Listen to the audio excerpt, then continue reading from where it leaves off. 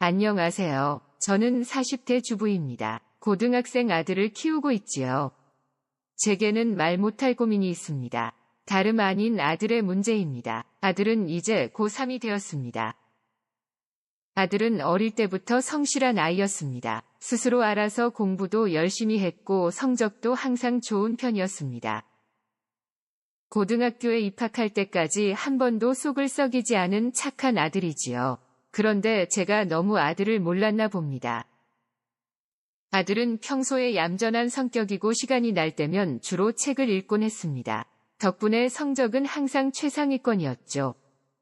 오히려 남편은 그런 아들을 걱정했습니다. 그래서 주말이면 남편이 데리고 나가곤 했죠.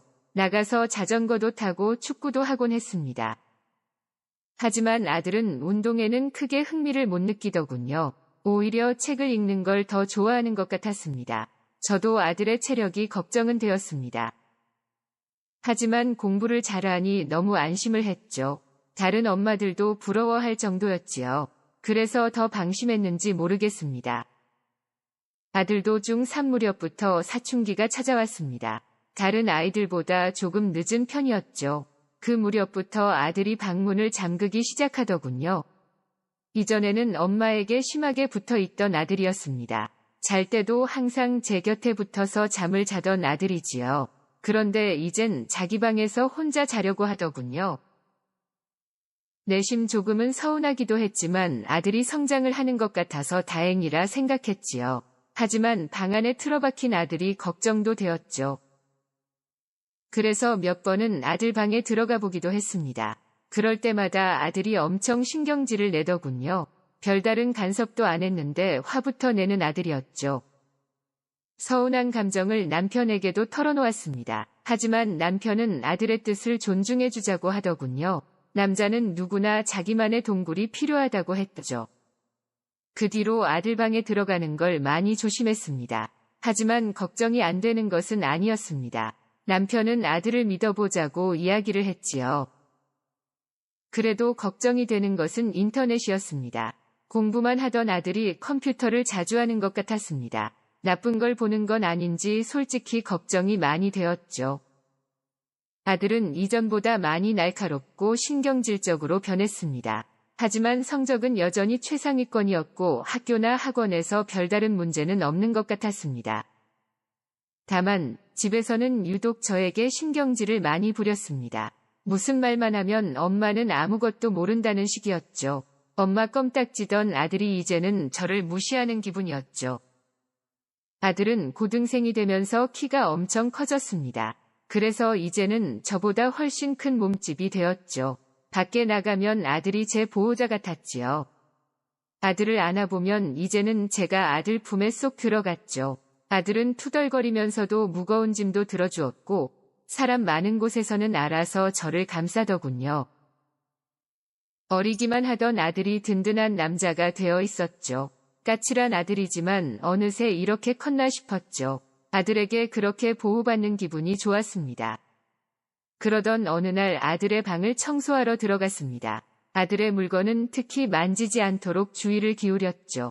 그런데 그날 컴퓨터가 켜져 있는 걸 보았습니다.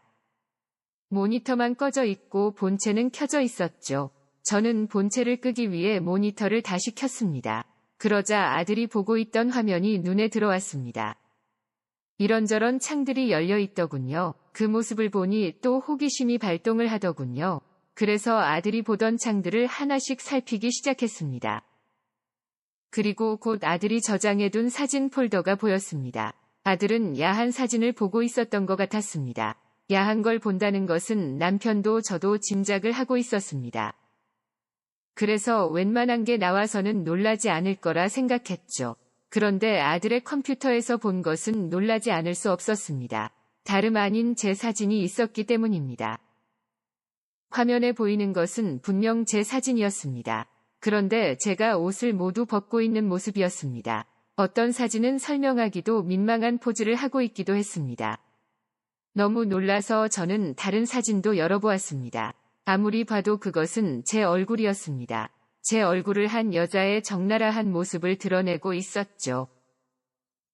거기에 제가 다른 남자와 몸을 섞고 있는 사진도 있더군요.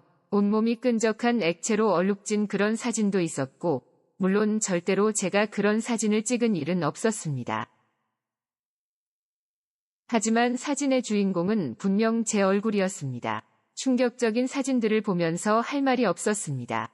그리고 아들이 그런 사진들을 본다는 게 끔찍했지요. 그 외에도 다양한 사진과 동영상들이 보였습니다. 그 중에서 제 사진이 유독 많이 보였습니다.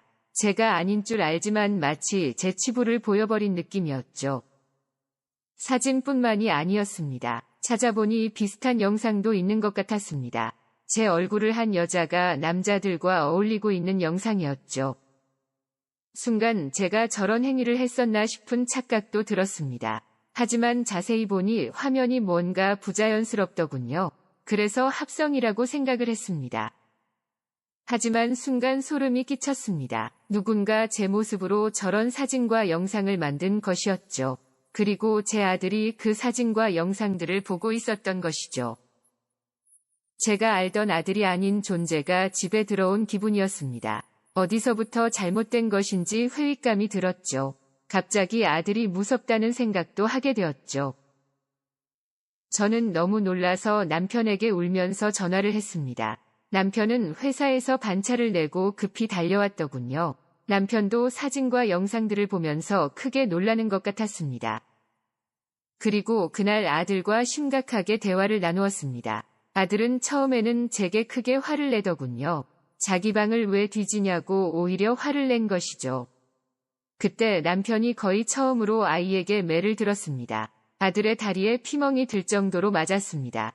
남편이 그렇게 무서운 모습은 저도 처음이었죠. 아들은 그래도 남편 앞에서는 침묵을 했습니다. 그리고 남편이 아들의 방으로 들어가 따로 이야기를 했죠. 한참 뒤 남편이 아들의 방에서 나왔습니다. 인터넷에 사진과 영상을 합성해주는 게시판이 있다고 했습니다. 아들은 그곳에 주변 사람들의 사진을 올렸다고 하더군요. 그리고 누군가 그 사진들을 가지고 합성을 해준 모양이었습니다. 듣고 보니 아들이 보낸 사진은 저뿐만이 아니었습니다. 주변 지인들의 사진도 여러 장 보내서 합성을 한 것 같았습니다. 그리고 조금 전에 아들이 보낸 사진은 모두 지웠다고 했습니다. 하지만 그 사진들이 어디로 어떻게 유포되었을지도 걱정이었습니다. 누군가 저 얼굴을 보면서 욕구를 푼다고 생각하니 끔찍했죠. 실제로 그런 일로 처벌을 받았다는 사례도 있는 것 같았습니다. 제 그런 모습을 다른 사람들이 본다는 것도 두려웠고 아들이 범죄자가 될 수 있다는 사실도 끔찍했습니다. 그제야 아들도 문제의 심각성을 인지한 것 같았습니다.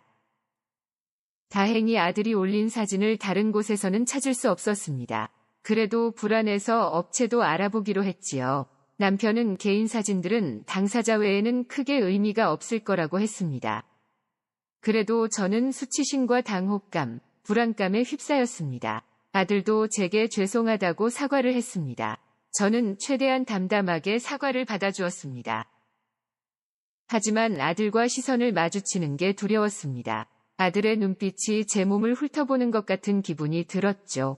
제 모습을 하고 있던 여자의 모습이 자꾸만 떠올랐습니다. 분명 그 사진은 제 사진이 아니었지만 아들의 앞에서 제 은밀한 부위까지 모두 보여버린 기분이었죠. 아들이 그 사진들로 무슨 짓을 했을지 상상이 되었습니다. 아들이 다시 방으로 들어갔을 때 저는 온몸에 힘이 풀리는 기분이었습니다. 너무 긴장하고 있었던 것 같았습니다. 다음 날에도 아들은 제 눈치를 보는 것 같았습니다. 기가 확 꺾인 모습으로 밥을 먹더군요. 저는 최대한 담담하게 아들의 등교를 시켰습니다. 하지만 여전히 아들의 시선이 불편하고 어려웠습니다. 여전히 아들이 저를 어떻게 보고 있을지 두려웠죠. 자꾸만 그때 보았던 사진 속 그 여자가 떠올랐습니다. 마치 제가 발가벗겨진 기분이 들었습니다. 이럴 때는 어떻게 해야 할지를 모르겠더군요. 인터넷으로 이런 상황에 대해서 찾아보게 되었습니다. 저 말고도 이런 경우가 없지는 않았습니다. 상담을 받아보라는 이야기도 있었고 곡소리 나게 잡아야 한다는 소리도 있더군요. 그리고 일부에서는 좋지 않은 이야기도 있었습니다. 제때 해결하지 못해 집안이 풍비박산이 났다는 이야기였죠. 그런 이야기를 볼수록 두렵기만 했습니다. 결국 상담을 받아봐야 하나 생각도 했습니다. 하지만 아들을 정신병자로 만드는 것 같아 망설여졌습니다. 그렇다고 다른 사람에게 말을 하지도 못했지요. 남편은 혹시나 유출된 사진이 없는지 확인을 했는데 다행히 사진이 유출된 것 같지는 않았습니다. 아들도 평소와 크게 다르지는 않아 보였습니다. 모든 게 제자리로 돌아오는 기분이었죠. 하지만 여전히 돌아오지 못한 게 있다면 제 마음입니다. 아들이 방문을 닫고 들어가기만 해도 불안합니다. 아들이 집에 있으면 샤워를 하는 것도 꺼려집니다. 당연히 남편과의 관계도 하지 못하고 있습니다. 언제라도 아들이 훔쳐보고 있는 것 같은 기분이었죠. 최근에 남편과 함께 상담센터를 찾아갔습니다. 하지만 제 속마음을 털어놓는 게 쉽지가 않더군요. 아들은 남편과 종종 대화를 나누고 있습니다.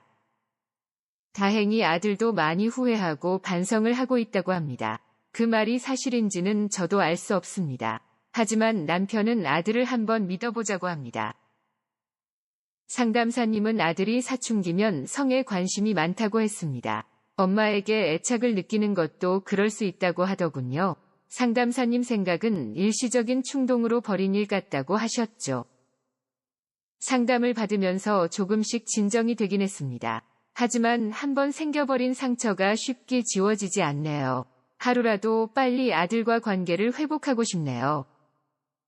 지금도 여전히 아들을 이해하기 힘듭니다. 원래 저 나이 때 저런 것인지 우리 아들만 이상한 것인지요. 지금도 아들을 이해하려 노력 중입니다. 하지만 끝내 회복이 안 되면 어쩌죠? 지금도 두렵습니다. 영상 시청 감사합니다.